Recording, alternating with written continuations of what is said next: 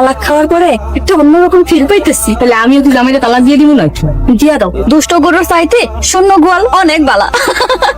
কি আর ভালা, মুখ দিয়ে হাসতেছো, চোখ দিয়ে দেখি পানি পড়তেছে। জীবনে বাঁচতে হইলে হাসতে হইব, অনেক হাসতে হইব।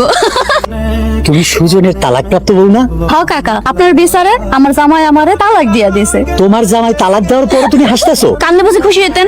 টাকা পয়সা খাইয়া একটা এতিম শ্বশুর মেলকে যে অবিচার করছেন, আল্লাহর গজব পড়ুক আপনার উপরে। আমি যে টাকা খাইয়া অবিচার করছি কে কইছে তোমাকে? কিছু কিছু কথা বলা লাগে না, চেহারা দেখলেই বোঝা যায়।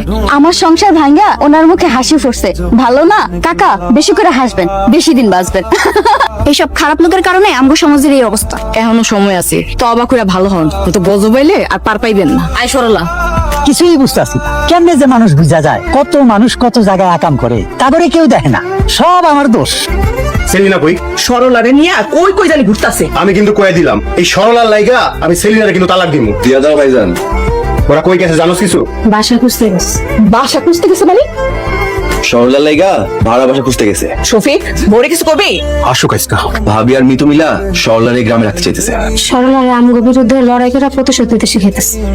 ছাড়াছাড়ি হয়ে গেছে, এখন আর কিছু করতে পারবো না। ও বলে আর সুযোগ দেওয়া যাবে না। ওরা যতই বাড়াবাড়ি করুক, ওদেরকে কিছু করতে দিব না। কি করতে হইব তুমি তাহলে একবার আমার করো।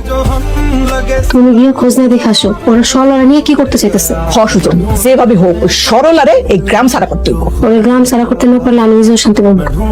জানেন না বলছেন এই শাশুড়ির লগে এভাবে ধমকায় কথা বলা উচিত না। কোনটা উচিত কোনটা উচিত না, এটা কি আপনার থেকে শিখতে হইব? যাইতাছি। কাকা, আসসালামু আলাইকুম। ওয়ালাইকুম আসসালাম। তোমরা আমার বাড়িতে? কাকা, আপনি তো জানেন সুজন তার বউরে ছাইড়া দিচ্ছে। শুনে খুব খারাপ লাগছে মারে, তোমার জন্য কিছু করতে পারলাম না। আরে বাদ দেন না কাকা, সবই আমার কপাল। তোমাকে লোকে কি করতে পারি? ভাবির কোথাও যাওয়ার জায়গা নেই। কাকা, আপনি যদি সরলার একটু থাকার ব্যবস্থা কইরা দিতেন। আমরা কিছু টাকা ভাড়া বাবদ দিলাম। আরে ভাড়া দিতে হইব না, হ্যাঁ আমি তো একা মানুষ, ওই এক রুমে থাকি, ওই কোন রুমটা খালি পড়ে থাকে। বাপ বেটি দুজনে একসাথে থাকুন। আপনি অনেক বড় উপকার করলেন। ঘরটা তো ময়লা হয়ে রয়েছে, আমি পরিষ্কার করলে। আমি পরিষ্কার করে নেই মনে হয়। আপনার যে একটা খালি দোকান পইরা আছে, দোকানটা কি ভাড়া দিবেন? বুঝতেই পারতেছেন, ভাবির তো কিছু একটা কইরা খাইতে হবে। দোকান তো পড়েই রয়েছে, চালাতে পারলে চালাও। আলহামদুলিল্লাহ, তোর কপাল তো দেখি খুই লাগেছে। ভাবি, তুমি ঘরটা পরিষ্কার করো, আমরা দোকানটা চালু করার ব্যবস্থা করি। আমার সাথে কেউ নাই, তুই আমার মাইয়া। জি কাকা, এখন থেকে বাপ মাইয়া মিল্লা এক লগে থাকবো। এত কষ্টের পরেও এমন সুন্দর করে হাসি, এমন হাসি কেউ হাসতে পারবো? তুই খুব ভালো রে মা।